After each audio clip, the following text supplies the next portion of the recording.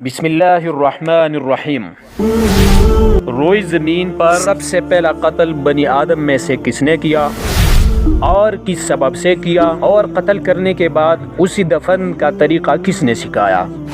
تو آج کی ویڈیو میں پورا واقعہ قرآن و حدیث کی روشنی میں آپ کی خدمت میں پیش کیا جا رہا ہے۔ حضرت آدم علیہ السلام کی دو بیٹے تھے، ایک کا نام قابیل اور دوسرے کا نام حابیل تھا۔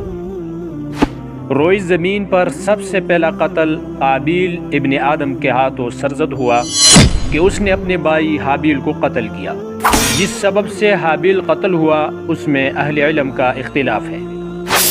ایک جماعت کا کہنا ہے کہ دونوں بھائیوں میں جھگڑے کی وجہ آدم کی ایک بیٹی سے نکاح تھا، اور بعض فرماتے ہیں کہ قربانی کا قبول نہ ہونا اس کا سبب تھی، جیسا کہ آئندہ آنے والی روایت سے یہ اختلاف واضح ہوتا ہے۔ قرآن مجید فرقان حمید میں اللہ رب العالمین کا فرمان ہے، سورۃ المائدہ، اس کا ترجمہ یہ ہے: اے نبی صلی اللہ علیہ وآلہ وسلم، آپ لوگوں کو آدم علیہ السلام کی دو بیٹوں کا سچا واقعہ بھی سنا دیجیے۔ جب ان دونوں نے اللہ کے لیے قربانی پیش کی، ان میں سے ایک کی قربانی تو قبول ہو گئی اور دوسرے کی قبول نہ ہوئی، تو کہنے لگا میں تجھے قتل کر ڈالوں گا۔ پہلے نے کہا بلا شبہ اللہ تقوی اختیار کرنے والوں کا ہی عمل قبول کرتا ہے، اگر تو مجھے قتل کرنے کے لیے اپنا ہاتھ میری طرف بڑھائے گا تو میں تجھے قتل کرنے کے لیے ہرگز اپنا ہاتھ نہ بڑھاؤں گا۔ بے شک میں تو اللہ سے ڈرتا ہوں جو تمام جہانوں کا رب ہے۔ میں تو چاہتا ہوں کہ تو اپنی ذمہ اپنا اور میرا بھی گناہ لے لے اور پھر تو دوزخیوں میں شامل ہو جائے۔ ظالموں کا یہی بدلہ ہے۔ آخر کار اس کی برائی کی دعوت دینے والے نفس نے اسے اپنے بھائی کے قتل پر آمادہ کر دیا اور اس نے اسے قتل کر ڈالا۔ بس وہ نقصان اٹھانے والوں میں سے ہو گیا۔ پھر اللہ نے ایک کوا بھیجا جو زمین کھودنے لگا تاکہ اسے دکھائے کہ وہ اپنی بھائی کی لاش کیسے دفنائے۔ یہ دیکھ کر وہ کہنے لگا ہائے افسوس، میں اس کوے جیسا بھی نہیں ہو سکا کہ اپنی بھائی کی لاش چھپانے کی تدبیر نکال لیتا۔ پھر وہ بڑا ہی پیشمان اور شرمندہ ہو گیا۔ سورۃ المائدہ آیت 27 تا 31۔ حضرت عبداللہ ابن عباس رضی اللہ عنہ اور دیگر صحابہ رضی اللہ عنہم بیان کرتے ہیں کہ جب حضرت آدم و حوا علیہ السلام کے ہاں ولادت کا سلسلہ شروع ہوا تو ان کے ہاں ہر بار ایک لڑکا اور ایک لڑکی پیدا ہوتے تھے۔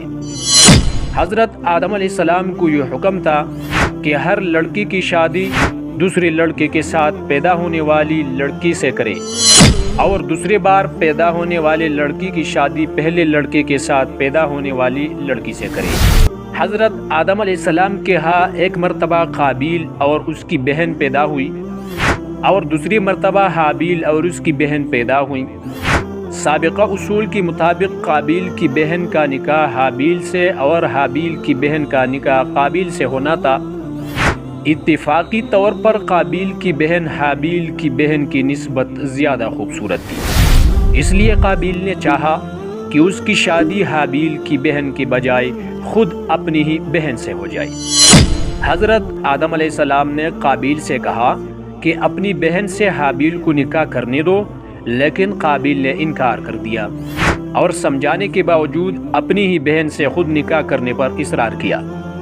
حضرت آدم علیہ السلام نے ان دونوں سے کہا کہ تم اللہ تعالیٰ کی راہ میں بطور نذرانہ قربانیاں پیش کرو، جس کی قربانی قبول ہو جائے گی وہی حق پر ہوگا۔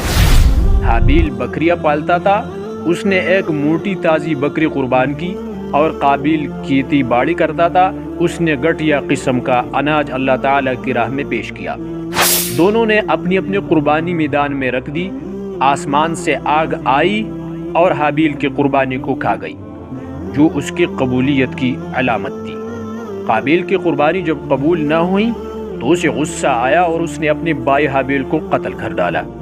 جب حابیل قتل ہو گئی تو قابیل نے کھلے آسمان کے نیچے ان کی لاش رکھ دی، اس لیے کہ اسے دفن کرنے کا طریقہ معلوم نہ تھا۔ آخرکار اللہ تعالیٰ نے دو کوے بھیجے، ان میں سے ایک نے دوسرے کو مار دیا، پھر چون سے گڑھا کھود کر مردہ کوے کو اس میں ڈال کر اوپر سے مٹی ڈال لی۔ قابیل نے جب اپنے آنکھوں سے یہ ماجرا دیکھا تو شرمندہ ہو کر کہنے لگا ہائے افسوس، میں اس کوے سے بھی گیا گزرا ہو گیا کہ اپنے بھائی کی لاش دفن کرنے کی تدبیر بھی نہ نکال سکا۔ رسول اکرم صلی اللہ علیہ وآلہ وسلم نے فرمایا، جتنے بھی لوگ ناحق قتل ہو رہے ہیں ان کا گناہ آدم علیہ السلام کے بیٹے قابیل کے حصے میں بھی لکھا جا رہا ہے، کیونکہ انسانوں میں قتل کی ریت سب سے پہلے اس قابیل نے شروع کی تھی۔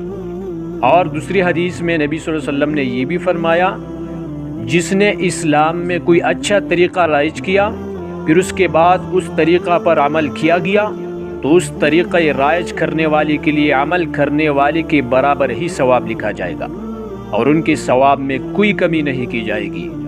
اور جس نے اسلام میں کوئی برا طریقہ رائج کیا پھر اس کے بعد اس طریقہ پر عمل کیا گیا تو اس طریقہ رائج کرنے والے کے لیے عمل کرنے والے کے برابر ہی گناہ لکھا جائے گا اور عمل کرنے والوں کی گناہ میں بھی کوئی کمی نہیں کی جائے گی۔